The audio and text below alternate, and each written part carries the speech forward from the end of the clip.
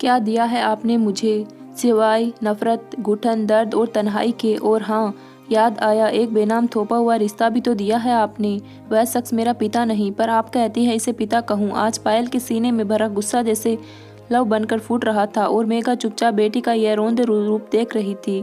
उसकी बातें मेघा के सीने में छुरी की तरह चुभ रही थी। मेरी सहेलियां मुझ पर हंसती है, हमेशा यही पूछती है कि तुम्हारी माँ ने अपने से 10-12 साल छोटे देवर से शादी कैसे कर ली। तुम्हें अजीब नहीं लगता? मैं चुप रह जाती हूँ। क्या कहूँ उन्हें? कैसा लगा था मुझे? जिस शख्स को बचपन से चाचा कहती आई थी वही अचानक मेरा बाप बन गया, मेरी माँ का पति बन गया। लगता है जैसे रिश्ते भी बाजार में बिकने लगे हैं। पायल गुस्से में बोली जा रही थी। पायल, तमीज से बात करो, बहुत सुन लिया मैंने, मेघा ने अपने कान बंद करते हुए कहा। पर पायल पूरी जिद के मूड में थी। बोली, क्या सुना है आपने? आपको तो लोगों की व्यंग्य भरी हंसी, उनके ताने कभी सुनाई ही नहीं देते। नहीं, अपनी बेटी के आंसू देखे आपने? अपनी आंखें, अपने कान, सब कुछ बंद कर रखा है। शर्म नहीं आई थी आपको उस देवर से शादी करते जिसे कभी हाथ पकड़कर सड़क पार करना सिखाया था, जूते के रस्से बांधना सिखाया था? यह भी नहीं सोचा कि लोग क्या कहेंगे। लोगों की सुनने का मतलब यह तो नहीं कि हम जीना छोड़ दें। जब मैं घुट घुट कर आंसू बहाती थी तो कौन आया था मुझे संभालने? किसने की थी मेरी चिंता? बोलो, आया था क्या तुम्हारा यह समाज? जब एक विधवा और छोटे बच्चों के साथ अकेली रह रही थी, लाचार ससुर और बेवफा सास जो नहीं चाहते थे कि बहू उनके साथ रहे क्योंकि उसकी सुनी मांग बेटे की मौत की पल पल याद दिलाती थी। ऐसे में कहाँ जाती, वह क्या करती? उसके अपने माँ बाप की भी इतनी हैसियत नहीं थी कि पूरी उम्र विधवा बैठी और उसकी बच्ची को साथ रख पाते। मैं इतनी ज़्यादा पढ़ी लिखी भी नहीं थी कि तुझे अपने बल पर पा लेती। ऐसे में प्रकाश मेरे जीवन में रोशनी लेकर आया, मेरा हाथ थामा, मुझे सहारा दिया। तो भला मैं उससे शादी करके क्या गलत किया बोलो? और मैं, मेरे बारे में सोचा आपने? नहीं ना, एक सौतेला बाप लाकर मेरे जीवन में ग्रहण लगा दिया। आपको सिर्फ अपना जीवन, अपनी जरूरत समझ में आई, मेरा भविष्य नहीं। बहुत स्वार्थी औरत हैं आप। इस बार जोरदार तमाचा पड़ा था पायल की गाल पर। वह तड़प उठी। मेघा ने चौंकते हुए सामने देखा। प्रकाश खड़ा था। उसे मेघा ने इतने क्रोध में कभी नहीं देखा था। इस औरत को स्वार्थी कह रही हो, जिसने अपनी हर सांस यह सोचते हुए ली कि पायल को कैसे खुश रखूं, उसके होठों पर मुस्कान कैसे सजाऊं। और एक पायल है कि माँ के लिए अपनी जुबान से 2 मीठे बोल नहीं बोल सकती। प्रकाश के इस तरह बीच में आने पर पायल तिलमिला उठी। उसकी आंखों में आंसू आ गए। चीखती हुई बोली, न पापा, न मामा, कोई नहीं है मेरा। और फिर पापा कह रो पड़ी। मेघा ने बढ़कर सीने से लगाना चाहा तो हाथों को झटकती हुई वह अपने कमरे में घुस गई और फिर तुरंत ही कॉलेज चली गई। प्रकाश ने मेघा के कंधे पर सांत्वना भरा हाथ रखा और फिर खुद ही सिसक पड़ा। क्या करूं? मुझे कुछ समझ में नहीं आता कि मैं सही हूं या गलत। अपनी सारी जिंदगी तुम्हारे और पायल के नाम कर दी, फिर भी सुकून नहीं मिला। अपनी खुशियों और ज़रूरतों की परवाह न कर सिर्फ जिम्मेदारियां निभाई, पर कभी ऐसा नहीं लगा कि यह मेरा परिवार है। लगता है जैसे कुछ गलत कर दिया मैंने। घर में बेटी के ताने, बाहर रिश्तेदारों और दोस्तों के व्यंग्य वर्णों ने मुझे हमेशा छलनी किया है, सिर्फ इसी वजह से कि मैं तुमसे प्यार करता हूँ। मैं तुम्हें दुखी नहीं देख सकता, पर देखो ना, मैं ही तुम्हारे ही आंसुओं का कारण भी बन रहा हूँ। क्या करूँ मैं? कुछ समझ नहीं आता। मेरी जिंदगी मेरे लिए ही ऐसी अबूझ पहेली बन गई है। जितना आगे बढ़ता हूँ उतना ही उलझता जाता हूँ। दोनों काफ़ी देर तक खामोश बैठे रहे, अनगिनत सवालों के जवाब ढूंढ रहे थे, पर जवाब दोनों के ही पास नहीं थे। फिर मेघा ने कॉफ़ी बनाई। कॉफ़ी पीकर प्रकाश ऑफिस चला गया। मेघा दरवाज़ा बंद कर अपने कमरे में चली आई और पायल के बारे में सोचने लगी। सचमुच कितनी शर्मिंदगी महसूस होती होगी पायल को, खुद को कितना असुरक्षित, कितना असहाय महसूस करती होगी वह। मेघा को वह शाम याद आई जब पायल के जन्मदिन पर मेघा ने एक छोटी पार्टी रखी थी। उसने अपनी सहेलियों को भी इनवाइट किया था जिनके बच्चे पायल के बराबर थे। केक काटने के बाद पायल सहेलियों को गिफ्ट खोलकर दिखा रही थी तो उर्वशी की बेटी ने पायल से पूछा, तुम्हारी मम्मी ने तुम्हें क्या गिफ्ट दिया? पायल कुछ कहती उससे पहले ही उर्वशी ने व्यंग्य से कहा, और क्या गिफ्ट चाहिए? मम्मी ने सौतेला बाप तो दे ही दिया है गिफ्ट में, जो स्मार्ट भी है और कम उम्र का भी, अधिक समय तक बेटे का ख्याल रख सकेगा। इतनी तीखी बात कहकर उसे कुटिलता से मुस्कुराते हुए मेरी तरफ देखा तो मैं अंदर तक सहन गई। उसके पायल की तरफ देखा, उसका भी चेहरा उतर गया था। वह चुपचाप अपने कमरे में चली गई। मेघा ने उर्वशी से गुस्से में कहा, यह क्या है?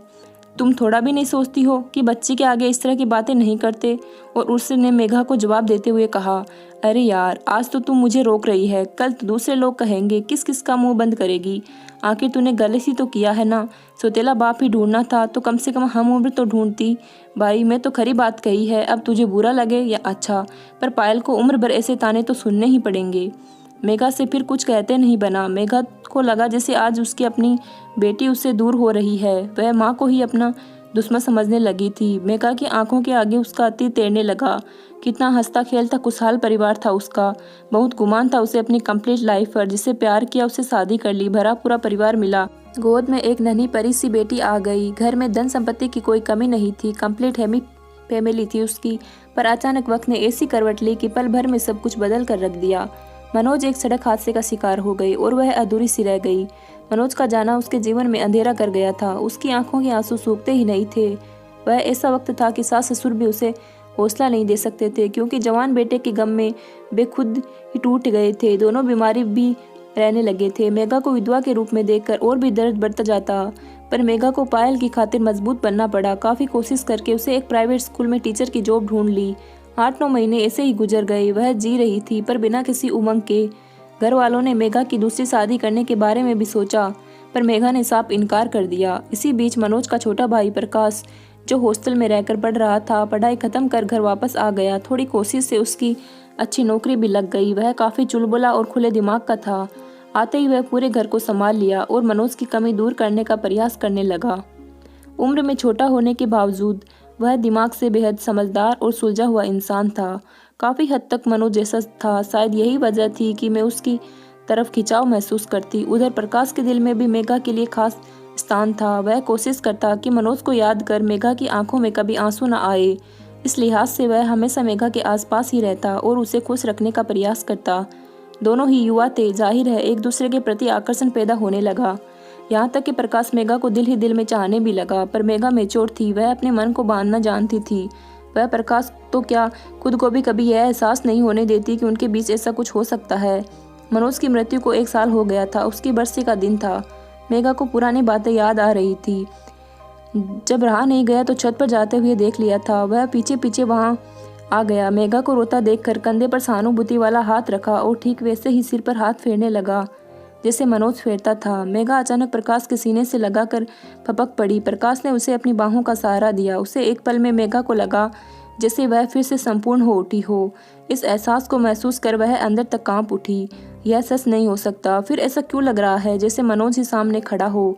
यह सवाल कौन से ही बेचैन होकर उसने प्रकाश की तरफ देखा तो देखते ही रह गई।